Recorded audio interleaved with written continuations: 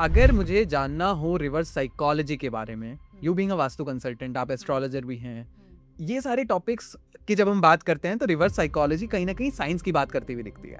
आपको नहीं लगता कि बहुत डिफरेंट आपके साथ चीज़ें हो गई हैं, दोनों अलग अलग टॉपिक हो गए, या कुछ इनके साथ कॉम्बिनेशन है, कुछ जुड़ा हुआ है? अगर हम वास्तु की बात करें या हम रिवर्स साइकोलॉजी की बात करें, दोनों ही हमें अलाइनमेंट करना पड़ता है। ठीक। एक में हम एनर्जी को अलाइन करते हैं और दूसरे में हम क्लाइंट की साइकोलॉजी को अलाइन करते हैं। अगर लेमन लैंग्वेज में समझना हो कि रिवर्स साइकोलॉजी क्या है, तो क्या आपके हिसाब से रिवर्स साइकोलॉजी होती है? रिवर्स साइकोलॉजी के भी दो पहलू हैं। यदि हम बात करें मैनिपुलेशन की सिंपल वर्ड्स में, तो जब आप इसको नेगोशिएशन में, सेल्स में या अपने ऑफिस में यूज़ करते हैं तो ये बहुत अच्छा है। रिवर्स साइकोलॉजी के क्या कुछ साइंटिफिक लॉज हैं जो इसके बारे में डिटेल में बताते हैं, या आपने over the period of time कुछ लॉज बनाए हैं इसके? मैनिफेस्टेशन में क्या होता है, जो आप चाहते हैं बस आप वो बोलते रहें बोलते रहें बोलते रहें, वो होगा। मैनिफेस्टेशन आप खुद के लिए कर रहे हैं। लेकिन मान लीजिए अगर आप किसी से कोई काम कराना चाहते हैं तो आप इसको सीधे सीधे ना बोलें, थोड़ा सा घुमा फिरा के बोलें। कुछ तो इसकी साइंस होती होगी, कुछ लॉज होते होंगे, कुछ सिद्धांत होते होंगे। ऐसा नहीं है कि रिवर्स साइकोलॉजी आज यूज़ में हो रही है। ये एक बहुत पुराना टर्म है, माइथोलॉजिकल टर्म है, जिसको आज हम वेस्टर्न तरीके से बस यूज़ कर रहे हैं कि आप जो चाहते हैं वो करवा सकते हैं, बस आपको लॉज पता नहीं है। विभीषण जो था वो रावण का सबसे बड़ा क्रिटिक था और वो राम का दोस्त था, राम को मानता था, भगवान राम को। तो अगर उस समय वो अपने भाई विभीषण को अपने पास रखता तो क्या आज लंका जलती? क्या उस टाइम लंका जलती? क्या उस टाइम ये रामायण का युद्ध होता? Hello, hi, good morning everyone, this side Ayush D Gupta and I believe आप सभी बहुत अच्छे होंगे। जब जागो तभी सवेरा। आज बात करते हैं साइकोलॉजी के बारे में, लेकिन साइकोलॉजी से ज्यादा आज बात करेंगे रिवर्स साइकोलॉजी के बारे में। एग्जैक्टली रिवर्स साइकोलॉजी क्या होती है, कैसे काम करती है, आपकी पर्सनल और प्रोफेशनल लाइफ में रिवर्स साइकोलॉजी की जरूरत क्यों है। लेकिन आज मेजरली हम जानेंगे जो भी कॉर्पोरेट एम्प्लॉयज हैं उनके लिए बहुत इंपॉर्टेंट पॉडकास्ट होने वाला है, क्योंकि वो लोग कहीं ना कहीं लाइफ में ब्लेम करते हैं कि यार हमारा ऑफिस ऐसा है, हमारे बॉस ऐसे हैं। लेकिन आज कोशिश करेंगे रिवर्स साइकोलॉजी के लॉज के बारे में जानने की, कि रिवर्स साइकोलॉजी के कितने लॉज हैं। आज हमारी जो स्टूडियो में गेस्ट हैं वो बहुत डिफरेंट प्रोफाइल है, मतलब मैं खुद हैरान हो गया था जब इस डिस्कशन के बारे में मुझे नॉलेज मिली। वो एस्ट्रोलॉजर हैं, वास्तु कंसल्टेंट हैं, लेकिन रिवर्स साइकोलॉजी को बहुत डीप में जानती हैं। We have Acharya Neetu Verma ji here in the studio, जिनसे बात करेंगे रिवर्स साइकोलॉजी के बारे में, रिवर्स साइकोलॉजी के लॉज के बारे में। आज का एपिसोड थोड़ा-सा अलग है। ये वो शक्ति है जो आपको ना तलवार से मिलेगी, ना कलम से मिलेगी। ये मिलेगी आपको इंसान के मन को पढ़ने की। तो मैं बहुत टाइम से वास्तु करती आ रही हूँ, तो उसमें क्या होता है कि हम दिशाओं की बात करते हैं, हम एनर्जी की बात करते हैं, या हम बात करेंगे ह्यूमन माइंड की, और वो भी रिवर्स, उसको कैसे मोड़ना है, कैसे उसको अनफोल्ड करना है, इसकी आज हम बात करेंगे। तो ये एपिसोड बहुत इंटरेस्टिंग होने जा रहा है। आई होप आपको इससे बहुत अच्छी हेल्प भी मिलेगी। एग्जैक्टली जैसे हमारे गेस्ट ने बताया है, इंट्रो दिया है कि बहुत इंस्पिरेशनल पॉडकास्ट होना होगा, तो पूरा पॉडकास्ट देखिएगा। मिलते हैं पॉडकास्ट के बाद। Thank you so much. Acharya Neetu Verma ji, नमस्कार, स्वागत है, कैसे हैं आप? बहुत अच्छे हैं। नीतू मैम, अगर मुझे जानना हो रिवर्स साइकोलॉजी के बारे में, you being a vastu consultant, आप एस्ट्रोलॉजर भी हैं, ये सारे टॉपिक्स की जब हम बात करते हैं तो रिवर्स साइकोलॉजी कहीं ना कहीं साइंस की बात करती हुई दिखती है। आपको नहीं लगता कि बहुत डिफरेंट आपके साथ चीजें हो गई हैं, दोनों अलग अलग टॉपिक हो गए, या कुछ इनके साथ कॉम्बिनेशन है, कुछ जुड़ा हुआ है? नहीं, दोनों जुड़े हुए हैं। हम्म। अगर हम वास्तु की बात करें या हम रिवर्स साइकोलॉजी की बात करें, दोनों ही हमें अलाइनमेंट करना पड़ता है। ठीक है। एक में हम एनर्जी को अलाइन करते हैं और दूसरे में हम क्लाइंट की साइकोलॉजी को अलाइन करते हैं। ओके। तो अगर हम इसको एज़ ए डार्क साइकोलॉजी ना लें, तो सिंपल ये है कि किसी से अपने मन की बात मनवाना जो आप चाहते हैं, और उसको पता भी ना चले और उसने आपकी बात भी मान ली। That is reverse psychology. ठीक है, ये आपने बहुत डिटेल में बताया, लेकिन अगर लेमन लैंग्वेज में समझना हो कि रिवर्स साइकोलॉजी क्या है, तो क्या आपके हिसाब से रिवर्स साइकोलॉजी होती है? रिवर्स साइकोलॉजी सिंपल शब्दों में अगर हम कहें, तो एक तरीके से मैनिपुलेशन है। अपने पॉजिटिव। मन की बात है, लेकिन हर सिक्के के दो पहलू हैं। जी। जैसे एआई का प्रयोग है, हम्म। अगर आप देखें तो उसने बहुत सारे कामों को आसान बना लिया। जी। ये उसका पॉजिटिव एस्पेक्ट है। ठीक है। लेकिन अगर हम इसके नेगेटिव एस्पेक्ट पे बात करें तो एआई बहुत सारे लोगों की जॉब ले चुका है। तो ऐसे ही रिवर्स साइकोलॉजी के भी दो पहलू हैं। यदि हम बात करें मैनिपुलेशन की सिंपल वर्ड्स में, तो जब आप इसको नेगोशिएशन में, सेल्स में या अपने ऑफिस में यूज़ करते हैं तो ये बहुत अच्छा है। ठीक है। लेकिन ऐसा ना हो कि इस पॉडकास्ट के बाद आप इसे अपने फैमिली में, अपनी वाइफ के साथ, अपने मैनिपुलेट हस्बैंड के करने साथ लगे। मैनिपुलेट करने लगे। तो बहुत केयरफुली इस टर्म को आपको यूज़ करना है। नीतू मैम, अगर हम 1-2 एग्जांपल्स के थ्रू और जानने की कोशिश करें, कुछ और एग्जांपल्स आप दे सकते हैं रिवर्स साइकोलॉजी के हम? देखिए, आपको याद होगा जब महाभारत का युद्ध हुआ था, तो उस समय अर्जुन ने सोचा कि मेरे पास कृष्ण आए हुँ। और दुर्योधन ने सोचा कि मेरे पास सेना आए। हुँ। तो क्या हुआ कि श्री कृष्ण भगवान ने उनको ऑप्शन दिए कि आपके पास 2 ऑप्शन हैं, एक तो ये 9 लाख की सेना ले लो हुँ। या आप मुझे ले लो। हुँ। तो दुर्योधन को लगा कि हम तो सेना ले लेते हैं क्योंकि अकेले कृष्ण को लेकर हम क्या करेंगे? हुँ। लेकिन कृष्ण अल्टीमेटली यही चाहते थे। हुँ। तो उन्होंने मैनिपुलेटिव वे में वो काम किया। तो ये मैनिपुलेशन कह लो या रिवर्स साइकोलॉजी कह लो, ये आज का टर्म नहीं है। आज बस हम इसे थोड़ा-सा वेस्टर्न तरीके से कर रहे हैं। That's true. अदरवाइज़ ये तो रामायण महाभारत के काल से चला आ रहा है। और जैसे ही कृष्ण उनके सारथी बने अर्जुन के, तो युद्ध तो वो बिना लड़े, बिना एक भी तीर चलाए, बिना किसी को मारे जीत चुके थे। हुँ। उनको पता था कि ये होना है, लेकिन उन्होंने डायरेक्ट नहीं बोला। उन्होंने मैनिपुलेट करके बोला कि इतनी बड़ी सेना दिखाई कि आप ये ले लो। और दुर्योधन ने तुरंत उस सेना को चुन लिया। उनको लगा कि अब तो जीत मेरी है, लेकिन अंत में जीत किसकी हुई? पांडवों की, और बिना एक भी तीर लड़े। This is reverse psychology. कहीं न कहीं आपसे बात करके ऐसा लग रहा है कि रिवर्स साइकोलॉजी थोड़ी टॉक्सिक है। Is it true? थोड़ी टॉक्सिसिटी है इसमें? कुछ टर्म्स में है। जहाँ हम रिश्तों में इसको यूज़ करना शुरू कर देते हैं, वहाँ पे ये टॉक्सिक है। और जब हम सिर्फ़ अपने फ़ायदे के लिए इसको यूज़ करना शुरू कर देते हैं, तो ये टॉक्सिक है। लेकिन अगर हम इसको जनरल टर्म्स में, ऑफ़िस में, सेल्स में, नेगोशिएशन में या कई बार बच्चों के भले के लिए अगर हम उनको इस टर्म को यूज़ करते हैं, तो फिर ये टॉक्सिक नहीं है। जैसे मान लीजिए बच्चा नहीं पढ़ रहा, अब आप उसके साथ अगर ये टेक्नोलॉजी यूज़ कर रहे हैं, तो क्या आप उसे टॉक्सिक बोलेंगे? नहीं बोलेंगे। क्यों? क्योंकि मान लीजिए कि आपको बच्चे को कहना है कि बच्चे तुम पढ़ लो, तो सीधे-सीधे तो वो पढ़ेंगे नहीं। दैट्स वेरी उनको ट्रू। तो जो करना है वो करना है। या आप उनको बोलो कि लैपटॉप या इंस्टाग्राम मत देखो, तो वो मानेंगे नहीं, वो तो ज़रूर देखेंगे। यस। लेकिन अगर आप उनको ऑप्शन ये देंगे कि अब ये बताओ कि आपको मैथ पढ़ना है या साइंस पढ़ना है? तो ये मैनिपुलेशन ही है, लेकिन ये पॉजिटिव टर्म्स में। Positive terms. तो यहाँ ये बिल्कुल भी टॉक्सिक नहीं तो है। मे बी शायद पर्सपेक्टिव है, आप किस तरीके से इसको देख रहे जी, हैं, बिल्कुल। वो मैटर ज़्यादा करता है। बिल्कुल, बिल्कुल। नीतू मैम, रिवर्स साइकोलॉजी के क्या कुछ साइंटिफिक लॉज हैं जो इसके बारे में डिटेल में बताते हैं, या आपने over the period of time कुछ लॉज बनाए हैं इसके? मैंने नहीं बनाए, लेकिन मैंने बहुत सारी बुक्स पढ़ी हैं साइकोलॉजी पे। उसमें ज़रूर इसके कुछ लॉज़ हैं, जिनको हम चाहेंगे तो वन बाय वन एग्ज़ाम्पल्स के थ्रू या स्टोरीज़ के थ्रू शेयर करना चाहेंगे। ठीक है, लवली लवली। तो अगर एक टॉपिक पे हम ज़्यादा देर बात करेंगे, तो पूरा पॉडकास्ट उसी में ही खत्म हो जाएगा। एग्जैक्टली। तो हम थोड़ा-थोड़ा एग्ज़ाम्पल हर लॉ पे लेके चलेंगे। Done. तो सबसे पहले जो बहुत इम्पोर्टेंट लॉ मुझे लगता है कि जो आप किसी से कराना चाहते हैं ना, वो उसका आप उल्टा बोलें उसको। व्हाट? ओके। जैसे मैनिफेस्टेशन में क्या होता है, जो आप चाहते हैं बस आप वो बोलते रहें, बोलते रहें, हाँ, बोलते रहें, हाँ, वो हाँ। होगा। मैनिफेस्टेशन आप खुद के लिए कर रहे हैं। लेकिन मान लीजिए अगर आप किसी से कोई काम कराना चाहते हैं, तो आप इसको सीधे-सीधे ना बोलें, थोड़ा-सा घुमा-फिरा के बोलें। जैसे कि एक मैं आपको स्टोरी बताती हूँ। जी। इंद्र और कर्ण की एक स्टोरी है। सबको पता है कि कर्ण के पास एक अजय कवच और कुंडल थे, जिनके होते हुए वो कभी भी युद्ध को हार नहीं सकते थे। और उन्होंने एक नियम बना रखा था कि सुबह सूरज के निकलने से लेके और दोपहर के 12 बजे तक वो केवल पूजा ही करेंगे। और उनकी हाइट इतनी ज़्यादा थी, कर्ण की 14 फुट के करीब हाइट थी, ऐसा शास्त्रों में लिखा हुआ है, बताया गया है कि वो हाइट जो है उनके पीछे कोई भी छुप सकता था। और उनका एक नियम ये भी था कि वो 12 बजे के बाद अगर कोई उनसे कुछ मांगेगा तो वो उसको मना नहीं करेंगे। ये बात इंद्र को पता थी। तो डायरेक्ट अगर वो जाके मांगते उनसे कवच और कुंडल, तो शायद वो ना देते। नीतू मैम, हमने बात की रिवर्स साइकोलॉजी के बारे में, रिवर्स साइकोलॉजी टॉक्सिक है, नहीं है, लेकिन कुछ तो इसकी साइंस होती होगी, कुछ लॉज होते होंगे, कुछ सिद्धांत होते होंगे कि पर्टिकुलर लॉज ये हैं, या आपने over the period of time जो पढ़ा होगा, कुछ लॉज हैं इसके? हाँ, डेफ़िनेटली इसके लॉज़ हैं और बहुत सारे लॉज़ हैं। हर बुक में अलग-अलग लिखा हुआ है, लेकिन जो मुझे बहुत इम्पोर्टेंट लॉज़ लगते हैं, उसके बारे में आज हम डिस्कस करेंगे। ठीक है।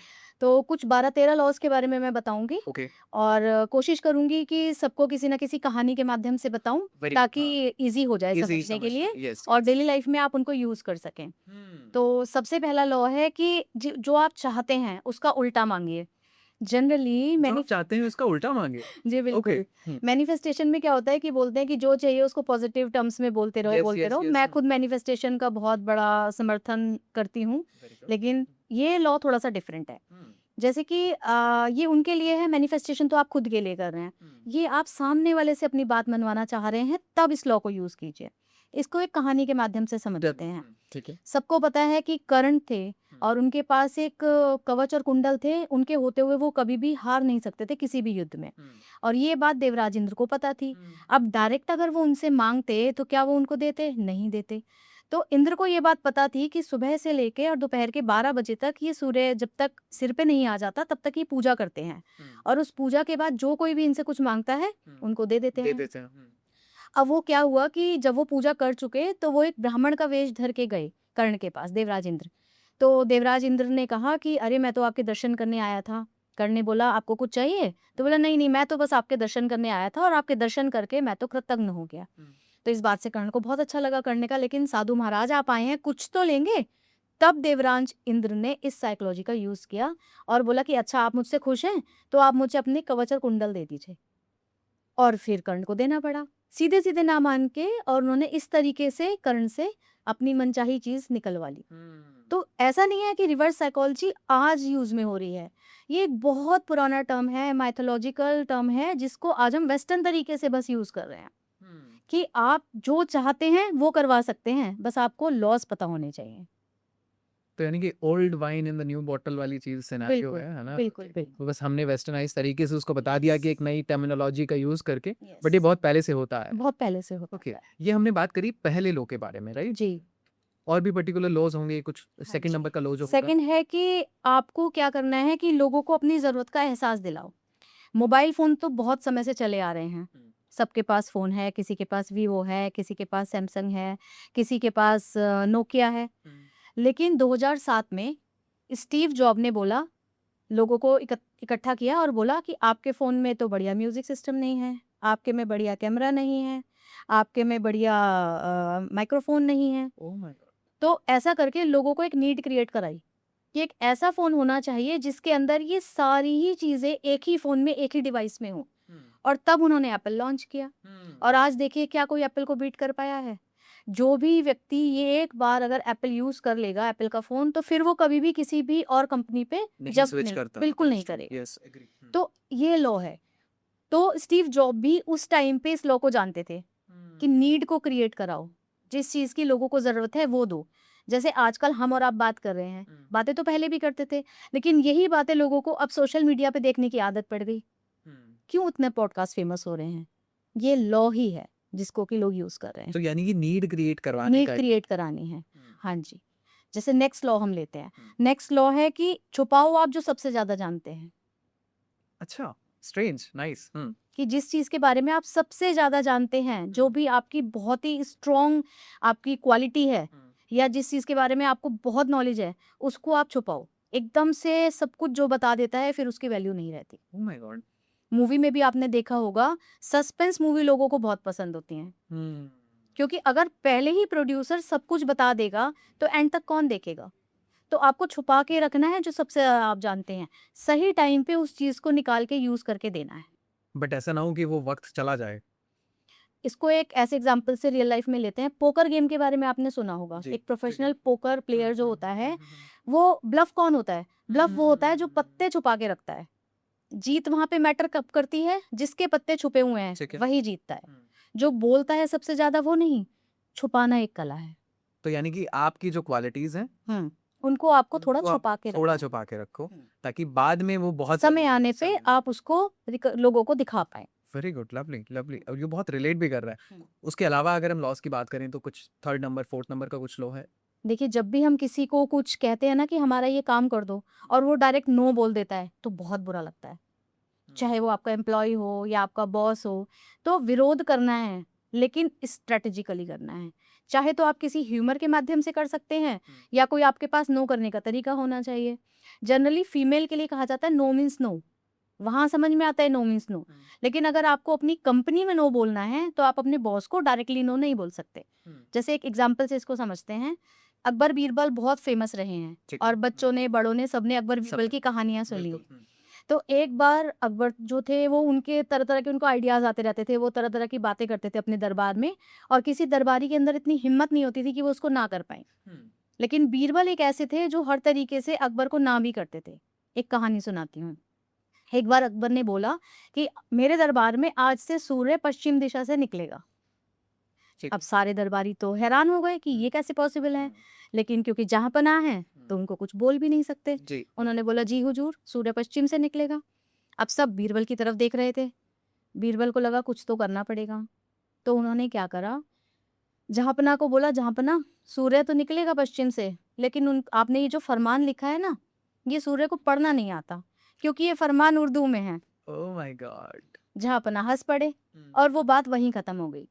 तो ये एग्जाम्पल मैंने इसलिए आपको बताया कि नो तो बोलना है, लेकिन किस तरीके से बोलना है ये बहुत इंपॉर्टेंट है। एक फ्रेज हम पढ़ते थे, सत्यम वचनम प्रियम वचनम, मतलब कहो तो सत्य ऐसा कहो कि सामने वाले को सुनने में मधुर लगे। हाँ। अगर आप बहुत ब्लेटेंटली सामने वाले पे चिल्ला पड़ेंगे या बोल देंगे नहीं ये गलत है, तो दिक्कत आ सकती है। जी, Lovely, क्योंकि very नो good. सुनना तो किसी को पसंद नहीं है। हाँ। मतलब एक कहावत है ना कि boss is always right, Boss is always right. If boss is wrong, see rule number 1, rule number 1, boss is always right. Boss is always- तो यही वो कहानी है कि ठीक है। आपको मना भी करना है, हम्म। लेकिन ऐसा भी ना लगे कि आपने मना कर दिया। तो ये भी एक बहुत इंपॉर्टेंट नियम है। मुझे ऐसा लग रहा है आप जिन लॉस के बारे में बात कर रही हैं ये हर इंसान की लाइफ में रेलेवेंट है, हाँ जी, और कुछ भी वो जिंदगी में कर रहा है कहीं ना कहीं इन लॉस से वो बहुत कुछ सीख सकता है। हाँ जी, लेकिन उनको पॉजिटिव वे में यूज करना उनको है, ये positive बहुत way में इंपॉर्टेंट है। exactly. अदरवाइज क्या हो जाएगा कि ये पॉडकास्ट बिल्कुल भी मतलब लोगों की लाइफ चेंज करने वाला है, नजरिया चेंज करने वाला है। That's true. उसको पर्सपेक्टिव अगर आप गलत तरीके से लेंगे तो वो गलत तरीके से इम्प्लीमेंट हो जी, जाएगा और बिल्कुल। वो बैकफायर आपको भी करेगा इन फ्यूचर। हम्म। ठीक है, अगले लो की बात करते हैं। अगला लॉ है कि देखिए कमजोरी तो हर इंसान में कोई ना कोई होती है। No one is perfect in this world. True. तो नेपोलियन जो थे, उनके बारे में आप जानते हैं, वो बहुत शॉर्ट हाइटेड थे, उनकी हाइट बहुत कम थी। तो उनके विरोधियों को उनकी ये कमजोरी पता थी कि ये बहुत इनकी हाइट कम है और ये क्या ही लड़ेंगे, लेकिन उन्होंने अपनी इस शॉर्ट हाइट को ही अपना पीआर बना दिया। वो हमेशा जब भी लेक्चर देते थे, भाषण देते थे, कुछ भी बात करते थे, तो एक हाइट पे खड़े होके करते थे। और उनके जितने भी मैनेजर्स हुआ करते थे उनको वो बैकग्राउंड में खड़ा करते थे ताकि उनका सिर्फ इतना ही फेस दिखे। तो ऐसा देखने से वो ऊंचे दिखते थे। तो अपनी वीकनेस को ही अपनी स्ट्रेंथ बनाना है। एक और आपको रियल लाइफ एग्जांपल देती हूँ। आपने सुना होगा एविस कार थी। एविस कार का एक ऐड आता था कि हम दुनिया की नंबर 2 कार हैं। उन्होंने अपने को नंबर 1 तो नहीं बताया, लेकिन उन्होंने बताया कि हम दुनिया की नंबर 2 कार हैं। अब ये नंबर 2 ही उनकी पीआर बन गई। जो लोग नंबर 1 नहीं खरीद सकते वो हमेशा ऑब्वियसली नंबर 2 पे जाएंगे। फर्स्ट बच्चा नहीं आएगा तो सेकंड आके खुश हो जाएगा, Lovely. Yes. Very good. है ना। तो एविस कार ने अपनी वीकनेस को ही अपनी स्ट्रेंथ बना लिया। तो आपके अंदर जो भी वीकनेस है, हर व्यक्ति में है, उसको पहचानो और उस वीकनेस को ये मत सोचो कि अब ये मेरी कमजोरी है तो अब मैं आगे नहीं बढ़ सकता। उसको अपनी स्ट्रेंथ बना लो। अभी जब मैंने काम करना स्टार्ट किया था तो लोगों ने बोला कि अभी तुम्हें तो कुछ ही साल हुए हैं सीखे हुए, या तुम तो बड़े नए नए मार्केट में आए हो, तो अच्छा। क्या करोगे। अब आप ये सोचिए कि रोबोटिक सर्जरी हो रही है, वो नए नए डॉक्टर्स ने सीखी है। क्या पुराने डॉक्टर रोबोटिक सर्जरी कर सकते हैं? कोई नया यंग कंसल्टेंट है या कोई यंग डॉक्टर है तो उसके पास लेटेस्ट मेथोडोलॉजी भी तो होगी ना। Exactly होगी, बिल्कुल। तो ये वीकनेस तो है, लेकिन इसी को अपनी पीआर बना डालो। अब लोग क्या करेंगे कि ये नई एज का डॉक्टर है लेकिन ये बहुत बढ़िया रोबोटिक सर्जरी करता है, तो जब लोग रेफर करेंगे ना तो आपकी वीकनेस को आपकी पीआर बना के रेफर करेंगे। Very good point of view. मतलब हमें कई बार लगता है कि हमारे साथ ये प्रॉब्लम है, हमारी हाइट छोटी है, हमारे में ये प्रॉब्लम है, हम अच्छे नहीं दिखते, लेकिन हाँ। उसको भी आप स्ट्रेंथ बना सकते स्ट्रेंथ बना सकते हैं। कैसे बनाना है ये आपको हैं। सोचना ये है। आपको सोचना है। हाँ और जी। प्रॉब्लम क्या हो गया ना नीतू मैम, पेसिमिज्म का जमाना हो गया है। हर इंसान बहुत नेगेटिव हो जाता है अपने को लेके, अपनी पर्सनालिटी को लेके। मैं ही ऐसा क्यों बनाया, ऊपर वाले से सवाल करता है। तो उस टाइम पे अगर वो इन लॉस के बारे में पढ़ ले तो शायद वो बिल्कुल बेटर फील कर पाए। बिल्कुल। अगले लॉ की बात करता है मैम। अगला लॉ है कि लोगों को उनकी खुद की आइडिया से ही कन्विंस करो। ये भी उससे कुछ रिलेटेड ही है। जैसे कि कोई किसी की बात आजकल मानना नहीं चाहता। सबको लगता है कि मैं बहुत ग्रेट हूँ, मेरे पास बहुत नॉलेज है और मैंने बहुत अच्छी पढ़ाई करी है। तो कंपनीज में आजकल आपने देखा है क्या होता है कि जब मीटिंग्स होती हैं तो जो मैनेजर होता है वो अपने अंडर के जितने भी एम्प्लॉयज हैं उनसे पूछता है, आप सजेस्ट करो, आप सजेस्ट करो, आप बताओ आप क्या चाहते हैं। तो जब वो ऐसे पूछता है तो एम्प्लॉयज को लगता है कि हमारे ही आइडिया से ये कंपनी चल रही है। तो उनको लगता है कि मेरे ही आइडिया को आगे लिया जा रहा है। तो लोगों से राय पूछिए, लोगों से उनकी राय लीजिए और उसी को डिसीजन मेकर बनाइए। जो राय आपको सामने वाला दे रहा है उसको जब आप इम्पोर्टेंस देंगे तो वो कंपनी में और डेलिबरेटली काम करेगा। वो बोलेगा कि ये कंपनी तो मेरे आइडियाज से चल रही है, वो बाहर जाके बताएगा। जैसे कि आपने देखा होगा मैकडॉनल्ड्स में या किसी भी ऐसी ब्रांड में आप चले जाओ, स्टारबक्स में चले जाओ, तो वहाँ पे star employ of the month लिखा होता है। यस। हाँ। तो ये एप्रिसिएशन देने का तरीका है। जिस एम्प्लॉय ने अच्छा कुछ तरीका बता दिया, कुछ एडवर्टाइजमेंट का तरीका बता दिया या अपनी सेल्स बढ़ाने का तरीका बता दिया, तो वो कंपनी मान लीजिए कि वही एम्प्लॉय चला रहा है। हुँ, तो आप अपने आइडियाज़ से कन्विंस कर सकते हैं, अपने आइडियाज़ को पावर दे सकते हैं। इसको अगर हम डेली लाइफ में बताएँ, हुँ, तो जैसे हस्बैंड वाइफ हैं, हुँ, अब सपोज़ करो डेट पे जाना है या डिनर पे जाना है, ठीक है। तो उनसे आप पूछेंगे स्टारबक्स चलें या मैकडॉनल्ड चलें? आप उन्हीं का आइडिया ले रहे हैं और उनको ये फ़ील करा रहे हैं कि हाँ, तुमने जो बोला मैं तो वही करता हूँ। झगड़ा हो जाता है ना छोटी-सी बात पे कि मैं तो ये चाहती थी और आपने मेरे लिए ये कर दिया। हुँ, तो आप आइडिया अपने स्पाउस से ही ले लो, बाहर जाने से पहले, कि तुम यहाँ जाना चाहोगी या यहाँ जाना चाहोगी? कल को लड़ाई का कोई झंझट ही नहीं। ये डेली लाइफ़ का एग्ज़ाम्पल है कि आप कैसे भी करके उनको उन्हीं के आइडिया से कन्विंस कर दो। जैसे कि मैं एक और कहानी मेरे को याद आ रही है कि गुरु नानक देव थे जी। और एक कंजूस व्यापारी था।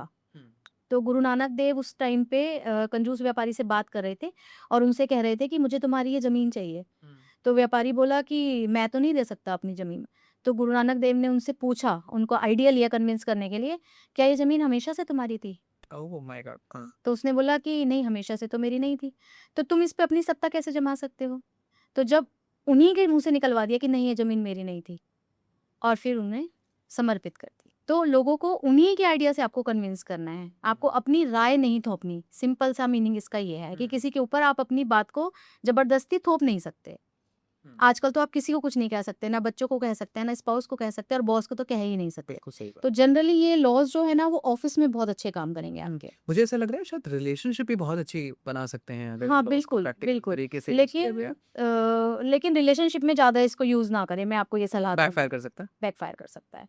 क्योंकि हो सकता है ये लॉज़ आपके स्पाउस ने या आपके पार्टनर ने भी पढ़े हों, तो वहाँ गड़बड़ हो सकती और फिर वो मैनिपुलेशन वाली है। चीज़ यस। कई बार फिर रिपीट हो वो सकती है। बोलेंगे कि आप मुझे मैनिपुलेट कर रहे हैं, तो हुँ। पर्सनल रिलेशनशिप में या माँ-बच्चे में, हस्बैंड-वाइफ में, वहाँ पे इन लॉज़ को यूज़ नहीं करना बट है। प्रोफ़ेशनल लाइफ़ में बहुत हेल्प करेगी। बहुत हेल्प करेंगे। ठीक है, यस। अगले लॉ की बात करते हैं। अगला लॉ है कि आपको बस दिमाग में एक सीड डालना है, बाकी काम आपका माइंड करेगा। ओके। जैसे आप जैसे कोई फ्लैट अपार्टमेंट देखने जा रहे हैं या कोई विला देखने जा रहे हैं हुँ, और आपके साथ में कोई ब्रोकर है, हुँ, कोई डीलर है ठीक है। और मान लीजिए कि वो आपकी पहुंच से बाहर है। हुँ, मान लीजिए 10 करोड़ का है या 15 करोड़ का है, तो आप डायरेक्टली बोल देते हैं ब्रोकर को कि भाई ये तो मैं नहीं ले पाऊंगा, ये तो बहुत कॉस्टली है। हुँ, तो ब्रोकर क्या करेगा, एकदम से तो कम नहीं कर सकता पैसे। हुँ, वो सिर्फ एक बात आपसे कहेगा जाते जाते कि सर देख लो, पिछले 1 साल में 20% प्रॉपर्टी के रेट बढ़े हैं इस एरिया में। उसने एक सीट डाल दिया, अब रात भर 2 दिन 3 दिन आप इसको सोचते रहेंगे, सोचते रहेंगे, सोचते रहेंगे। थोड़ा-सा सर्वे करेंगे, लेकिन वो बात दिमाग में हमेशा रहेगी, सीट डालना है। जैसे कि अभी हमारी पहले बात हो रही थी ज्योतिष के बारे में, कि जब आपने एक बार एक चार्ट दिखाया, आपने अभी मुझे बताया ना कि एक ज्योतिष ने कह दिया कि नहीं तुम ये नहीं कर तुम पाओगे। ये नहीं कर पाओगे। उसने एक सीट डाल दिया। हुँ, अब आप चाहे उसे चैलेंज की तरह लें, कर पाएँ या ना कर पाएँ, आपका माइंड कही हुई बात को भूलता नहीं है। That's true. तो आपको केवल एक सीड डालना है, हुँ, कोई भी बात है। हुँ, महाभारत में भी जिस कि जब एक बार दुर्योधन गिर गए थे, हुँ, सरोवर था और वो पानी का सरोवर था, देखने में सरोवर लग रहा था लेकिन एक्चुअली वो पूल था। हुँ, तो थोड़ा-सा कैमोफ्लेज टाइप का हो गया था, हुँ, तो वहाँ पे वो गिर गए थे और ठीक है। द्रौपदी हँस पड़ी थी। हुँ, वो हँसी पूरी महाभारत का कारण बन गई। उसने हँस वेरी के ट्रू। हुँ, और ये बोला था अंधे का बेटा अंधा, एक लाइन, ये एक लाइन ने पूरी महाभारत क्रिएट कर दी। तो बोलते समय बस हमें ये ध्यान रखना है कि हम क्या बोल रहे हैं। किसी भी ज्योतिष का कहा हुआ एक शब्द, ब्रोकर का कहा हुआ एक शब्द, स्पाउस का कहा हुआ एक शब्द, वो सीड बन जाता है, जो फिर उसकी फसल फिर हमारा दिमाग ही क्रिएट करता रहता है। हुँ। तो ये नेगेटिव ज़्यादा लग रहा है। अगर मैं देखूँ तो कहीं न कहीं नेगेटिव ज़्यादा इम्पैक्ट कर सकता है? नहीं, इसका पॉजिटिव साइड भी है। जैसे कि आपने देखा होगा मैकडॉनल्ड्स का ऐड आता है, कितना यम्मी सॉस गिरता हुआ बर्गर दिखता है। दैट्स वेरी ट्रू, मतलब मेरे यस। बोलते ही सबके एकदम से मुँह में पानी आ रहा है, हाँ। फ्रेंच फ्राइज़ और कोल्ड ड्रिंक में आइस। वो हुँ, कोई पिच तो नहीं कर रहा है, उसने बस एक आइडिया डाल दिया। बिल्कुल। अब जब भी आपको भूख लगेगी, हुँ, चीप एंड बेस्ट रेट में आपको क्या याद आएगा? मैकडी। मैकडॉनल्ड। तो पॉजिटिव भी है। ये हुँ, डिपेंड करता है आपके ब्रेन पे कि आप उस सीड को पॉजिटिवली ले रहे हैं या या नेगेटिवली नेगेटिवली ले रहे हैं, एग्ज़ैक्टली, है ना? एग्ज़ैक्टली। हुँ, बहुत सारी कंपनियाँ ऐसी हैं जो अट्रैक्ट करती हैं, जैसे अमेज़न। हुँ, प्राइम मेंबरशिप के बारे में सुना है? हाँ जी। तो उसने क्या करा कि एक ऑफर दे दिया कि कुछ खास कस्टमर्स को फ्री डिलीवरी देंगे। हुँ, अब वो फ्री डिलीवरी के चक्कर में जो नॉर्मल आपके कस्टमर हैं और जो प्राइम वाले कस्टमर हैं वो 4 गुना ज़्यादा ऑर्डर कर रहे हैं। तो उसने तो एक सीडी डाला ना कि मैं फ्री दे रहा हूँ, और फ्री का ये वर्ड आते ही आपने शॉपिंग करनी स्टार्ट कर दी। तो डिपेंड करता है कि आप उस आइडिया को पॉजिटिवली ले रहे हैं या नेगेटिवली ले रहे हैं। एग्जैक्टली। और जब जियो आया था तो उसने फ्री रिचार्जेस ऑफर किया है। फ्री रिचार्जेस ऑफर किए और सारी दुनिया के पास जियो का कनेक्शन हो गया था सारा, मतलब बीएसएनएल और वोडाफोन ये तो फ्लॉप ही हो गया था उस टाइम पे, क्योंकि उसने केवल एक सीट डाल दिया फ्री। तो ऐसा नहीं है कि कोई भी चीज़ नेगेटिव है, आप इन्हें दोनों तरीके से यूज एग्जैक्टली। और बिजनेस में तो बहुत अच्छा यूज हो सकता बिल्कुल बिल्कुल। है। ठीक है मैम, अगले लॉ की बात करते हैं। अगला लॉ है कि keep critics close. Keep critics close. हम क्या करते हैं कि कुछ लोग जो हमारी बुराई करते हैं ना, उनको कहते हैं ये हमारे दोस्त नहीं है, इनसे दूरी बनाओ। करते हैं ना ऐसा। हम अपने बच्चों को भी सिखाते हैं, तेरा झगड़ा हो गया मत बोलना उससे। लेकिन ये गलती रावण ने की थी।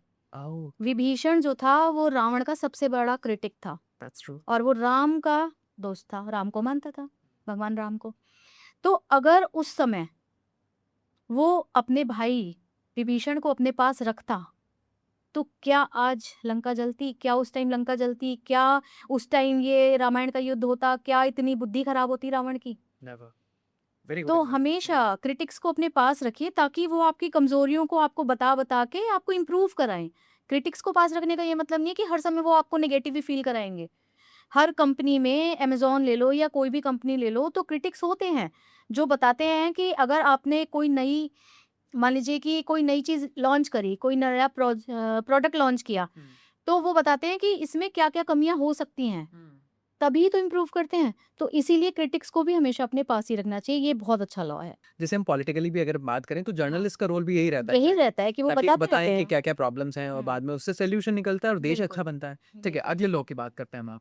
जैसे इसे भी एक एग्जाम्पल से ही समझेंगे, हाँ जी। बहुत आसान हो जाएगा व्यूअर्स के लिए समझना, जी।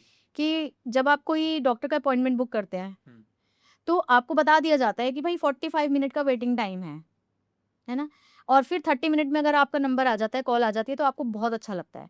लेकिन वही आपको बोल दिया जाए, "आ जाओ जी, तुरंत आ जाओ", और डॉक्टर साहब बैठे हैं और वहाँ जाने के बाद आपको 45 मिनट वेट करना पड़े, फिर आपको फ्रस्ट्रेशन हो जाएगी। तो इसीलिए किसी भी चीज़ में पहले कन्फ्यूजन दे दो, बता दो कि थोड़ा टाइम लग सकता है, और फिर फटाफट अगर आप सॉल्यूशन दे देंगे, तो फिर आपको इतना बुरा नहीं लगेगा। ये भी सेल्स का ही नियम है। बिजनेस स्ट्रैटेजीज बनाते हुए अगर हम इन चीज़ों का ध्यान रखेंगे, मुझे ऐसा लगता है इंसान की पर्सनालिटी और उसकी बिजनेस में कितनी ग्रोथ आ सकती है। हाँ, और बहुत सारे लोग आजकल तो बुक्स अवेलेबल हैं। 13 मिशेलियस लॉज ऑफ रिवर्स साइकोलॉजी, इस बुक को पढ़िए। इस बुक में सारा बताया हुआ है इन लॉज के बारे में, और अच्छे से स्टडी कीजिए। ऑडियो बुक्स आती हैं, ऑडियो बुक्स आप पढ़ सकते हैं। उससे क्या होगा कि लाइफ थोड़ी सी आसान हो जाएगी। कई बार हम कहते हैं ना कॉर्पोरेट का एनवायरनमेंट बहुत टॉक्सिक है, वहाँ पे समझ ही नहीं आता हमें। बट अगर आप बुक्स पढ़ते हैं, आप इन लॉज के बारे में पढ़ते हैं, तो कहीं ना कहीं आपको ज़्यादा बेहतर तरीके से समझ आती है। आप बिल्कुल बिल्कुल over the period of time बहुत सारी चीज़ें डेवलप कर पाते हैं। अगले लॉ की बात करते हैं ना। अगला लॉ बताता है कि आप वही लीजिए जो आप सामने वाले से चाहते हैं।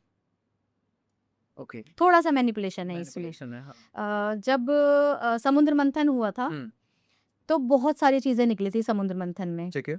उसमें कामधेनु गायें निकली थी, विष निकला था, और सबसे लास्ट में अमृत का कलश निकला था। अब जब निकल रही थी ये सब चीजें, तो लड़ाइयाँ हो रही थी देवताओं में और राक्षसों में कि हम लेंगे ऐसे करके। और जब अमृत का कलश निकला, तो वो राक्षसों ने फटाफट ले लिया। तभी विष्णु भगवान ने मोहिनी रूप धारण किया, और जैसे ही सारे राक्षसों ने उन मोहिनी को देखा, तो वो अमृत अमृत तो सब भूल गए। उनको लगा कि ये मोहिनी हमें मिल जाए। तो ये भी एक प्लान का हिस्सा था। उस टाइम पे ये विष्णु भगवान के प्लान का हिस्सा था। वो चाहते तो वो पहले ही निकाल देते अमृत, और वो पी लेते और अमर हो जाते। लेकिन उन्होंने क्या करा कि टाइम लिया, जो वो चाहते थे उस हिसाब से गेम प्लान किया, और जब वो अमृत का कलश निकला, उसी सेम टाइम पे वो मोहिनी बन गए, और सारे राक्षस उसमें बिजी हो गए उनके साथ, और इतनी देर में देवताओं ने अमृत को पी लिया। तो ये भी एक मैनिपुलेशन ही तो है, एग्जैक्टली। मैनिपुलेशन ही है ना। तो सोचिए कि जब हमारे भगवान, जब हमारे देवता इन टर्म्स को यूज कर रहे हैं, तो क्यों ना आज की यूथ को ये सब पता होना चाहिए, ताकि वो इन लॉज को यूज करके अपने जीवन को बेहतर बना पाएं, अपनी कंपनीज को ग्रो करा पाएं, अपने बॉस के साथ अपने टर्म्स अच्छे कर पाएं। तो ये ऐसा नहीं है कि कुछ नया है, बस आपको इनको थोड़ा-सा स्टडी करना है, इस पॉडकास्ट को पूरा सुनना है, ताकि आपके जीवन में कुछ चेंजेज़ हो पाएँ।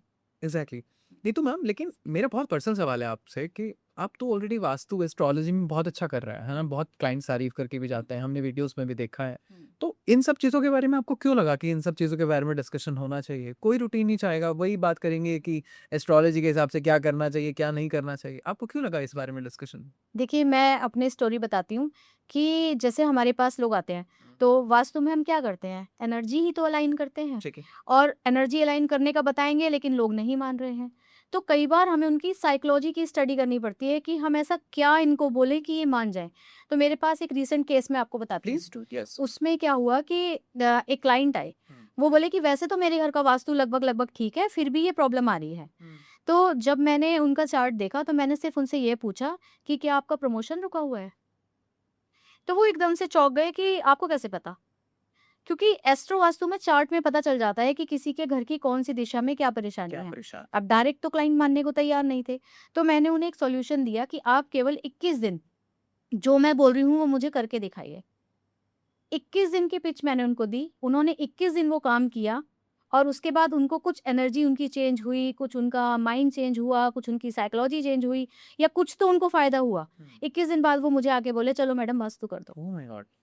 तो साइकोलॉजी में भी तो हम उनका दिमाग को ही अलाइन कर रहे हैं और वास्तु करने से भी क्या होता है, केवल हम एनर्जी अलाइन करते हैं। तो ये सारा इंटरकनेक्टेड है। इसी वजह से मैंने साइकोलॉजी की थोड़ी सी बुक्स पढ़ी, क्योंकि मुझे लगता है कि ह्यूमन साइकोलॉजी समझना बहुत ज़रूरी है। बहुत ज़रूरी। चाहे बिजनेस हो, चाहे कोई आपका प्रोफेशन हो, चाहे आपकी पर्सनल लाइफ हो, साइकोलॉजी के बारे में थोड़ा सा नॉलेज होना ज़रूरी है, क्योंकि ये दोनों तो मुझे इंटरकनेक्टेड लगते हैं। हुँ। अगर हम बेसिक लेमन लैंग्वेज में समझने की कोशिश करें कि साइकोलॉजी और रिवर्स साइकोलॉजी में एग्जैक्ट एक डिफरेंस क्या है? क्या कोई एग्जांपल्स आप बता सकती हैं? देखिए आयुष, साइकोलॉजी तो सब जानते हैं हुँ।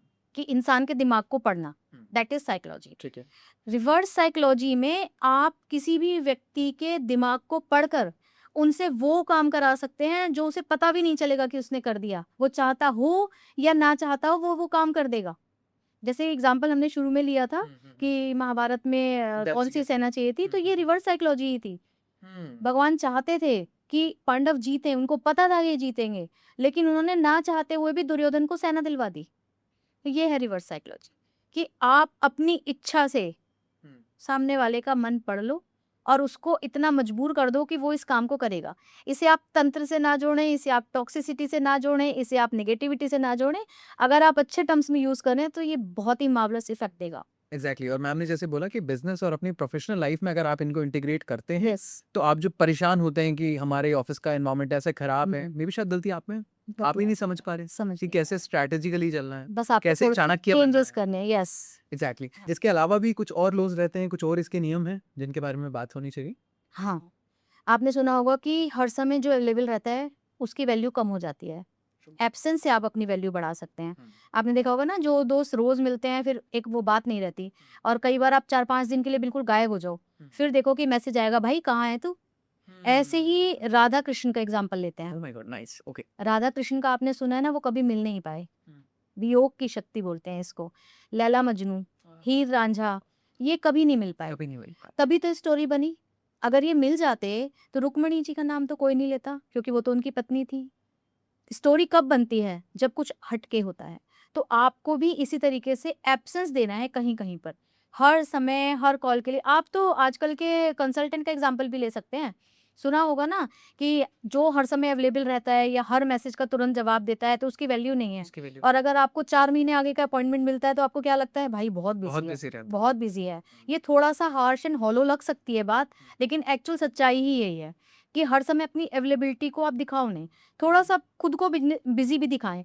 क्योंकि मैंने देखा है कि जब मैं जॉब करती थी और आप हर समय अवेलेबल हैं अपने बॉस के लिए, आप सारे काम फटाफट करके दे रहे हैं, तो आपके पास बर्डन आए जा रहा है, काम लगातार आपको वो दिए जा रहा है, क्योंकि आपने तो तुरंत करके दे दिया। लेकिन उसी काम को आप थोड़ा-सा डिले करके कर रहे हैं, हर समय अवेलेबल नहीं हैं, तो वो काम डिवाइड हो जाता है, वर्कलोड भी थोड़ा-सा कम हो जाता है। तो ये नियम भी काफ़ी इम्पोर्टेंट है। नहीं तो मैम, जो भी प्रोफेशनल लोग आपका पॉडकास्ट देख रहे होंगे, अगर उन्हें आप एक लेसन कोई देना चाहें, क्योंकि आज की जेन ज़ी जनरेशन है, वो अपने हिसाब से काम करती है, वो फ्रीडम को एन्जॉय करती है, वो पावर को एन्जॉय करती है। कोई ऐसा टिप आप देना चाहेंगी आज की जनरेशन को, वर्किंग प्रोफेशनल्स को? एक और लॉ है लास्ट में, जो अंत खुद तय करो।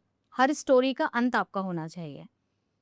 आपको कभी भी किसी को भी अपनी स्टोरी में एंडिंग लिखने की ज़रूरत नहीं है। जैसे मैं क्या करती हूँ, ये लॉ मैं फॉलो करती हूँ। ठीक है। पहले क्या होता था कि जब भी कोई वास्तु की कॉल होती थी, मीटिंग चलती थी, उसके बाद हर 15 मिनट बाद, हर 2 घंटे बाद, हर 4 घंटे बाद सामने जो क्लाइंट होते थे उनका कॉल या मैसेज आता रहता था।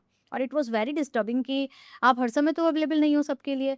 तो मैंने एक लाइन बना दी कि जब मैंने आपको अभी ये काम बताया है, आप ये काम करो और नेक्स्ट ट्यूसडे मैं आपको कॉल करूँगी। मैंने अपनी एक लिमिट तय कर दी, अपनी स्टोरी की एंडिंग मैंने लिख दी कि अब आप मुझे बार-बार कॉल मत करना। डायरेक्ट तो नहीं कह सकते, लेकिन मैंने ये बोल दिया कि जो चेंजेस मैंने आपको बताए हैं ये आप कर लीजिए। 21 दिन या 15 दिन या 20 दिन के बाद मैं आपको कॉल करूँगी। तब आप मुझे दिखाना कि आपने क्या काम किया है। तो इस तरीके से, जैसे स्टोरी राइटर भी होते हैं ना, वो अपनी एंडिंग खुद तय करते हैं। तो ऐसे ही आपको अपनी लाइफ में जो भी आप काम कर रहे हैं उसकी एंडिंग खुद लिख देनी है। अपने एक नियम बना लेने हैं कि हाँ, ये काम हमें ही करना है, हम अपने तरीके से करेंगे। और एट द एंड होगा ये कि आप ब्लेम भी नहीं करेंगे किसी को, ब्लेम क्योंकि ही वो नहीं आपने करें, किया है। बिल्कुल। और इससे क्या होगा कि आपको रिवर्स कॉल भी आती है, लेकिन फिक्स टाइम पे आएगी। अदरवाइज़ क्या है, कोई भी कभी भी रैंडम कॉल कर रहा है, कभी भी कोई मैसेज कर रहा है कि ये काम हो गया, ये काम हो गया। अब बोल दिया, 21 दिन बाद मैं आपको खुद कॉल करूँगी, आप मुझे बताना कि कैसा रिज़ल्ट रहा। और बहुत रिस्पेक्टफुली आप ये काम कर रहे हैं, है ना? किसी को बिल्कुल, ये नहीं करा कि फ़ोन इग्नोर कर दिया, फिर बिल्कुल, वो शायद ब्लेम भी करे कि भाई बिल्कुल। आप फ़ोन ही नहीं हाँ, उठाते बिल्कुल, हमारा। बिल्कुल। आपने बहुत रिस्पेक्टफुली तरीके से जी। बताया। नहीं तो मैम, अगर इस पॉडकास्ट को देखने के बाद लोग आपसे कोऑर्डिनेट करना चाहें कंसल्टेशन के लिए, तो किस तरीके से आपसे कॉन्टैक्ट किया जा सकता है? आप इंस्टा पे कर सकते हैं, व्हाट्सएप पे कर सकते हैं, नीचे लिंक में मेरा नंबर है, आप हुँ, मुझसे कॉन्टैक्ट कर सकते हैं। ठीक है। Anything you would like to add on, कोई मैसेज, कोई इंस्पिरेशनल मैसेज आप देना चाहेंगे ऑडियंस को, लोगों को? बिल्कुल, लॉज़ को सुनिए, फ़ॉलो कीजिए, लेकिन नेगेटिव टर्म्स में नहीं करना है।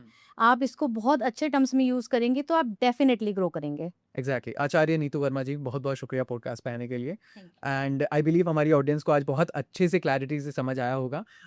एक क्योंकि एक सिक्के के दो पहलू होते हैं, तो मैं चाहूँगा कि आप इनका बहुत पॉजिटिवली तरीके से यूज़ करें। मैम ने जैसे कहा कि रिलेशनशिप एस्पेक्ट पे कोशिश करें कि ना ही यूज़ नहीं हो, यूज़ करें। लेकिन प्रोफेशनल तरीके से अगर आप इनको यूज़ करेंगे तो मैं जानता हूँ और मुझे लगता है कि बहुत अच्छा वर्क कर सकता है। मैम, आपने बहुत सारी बुक्स पढ़ी हैं, क्या आप 1-2 बुक भी रिकमेंड कर सकती हैं हमारी ऑडियंस को? हाँ, अगर साइकोलॉजी की आप बात करते हैं तो जितनी भी पॉज़िटिव बुक्स हैं मैं तो वही बताऊँगी। तो पावर ऑफ सबकॉन्शियस माइंड आप पढ़िए, लवली। बहुत अच्छी किताब है। ठीक है। इकिगाई पढ़िए, आप बोलेंगे तो मैं उसका रिव्यू भी शेयर कर दूँगी आपको। इकिगाई डेफिनिटली, हाँ, जैपनीज़ बुक है, जापानीज़ बुक है। आई बहुत हैव रेड अच्छी दैट बुक बुक, है। Yes. Okay, you have read. तो वो भी बहुत अच्छी किताब है। इसके अलावा द सीक्रेट है, द मैजिक है। Magic, yes. है ना? ये सारी किताबें आप पढ़ो और बिल्कुल एकदम मोटिवेशनल तरीके से आप अपने को ग्रो करने की कोशिश करो, पॉजिटिव तरीके से ग्रो करने की कोशिश करो। कोई भी नेगेटिव हथकंडा या शॉर्टकट मुझे नहीं लगता कि अपनाने की ज़रूरत है। आप एग्ज़ैक्टली। पॉजिटिव तरीके से आगे बढ़ो। और बहुत पॉजिटिवली तरीके से आप अपनी लाइफ को आगे कंटिन्यू भी कर सकते हैं और अपनी प्रोफेशनल लाइफ को भी बहुत अच्छे चला सकते हैं। अगर आप नीतू मैम से कंसल्टेशन चाहते हैं तो नीचे आपको टिकर पर नंबर्स दिए गए होंगे, सोशल मीडिया हैंडल्स दिए गए होंगे। आप वहाँ से जाकर डायरेक्ट कॉन्टैक्ट कर सकते हैं। I Ayush D Gupta signing off. अपना बहुत ख्याल रखिएगा। Thank you so much.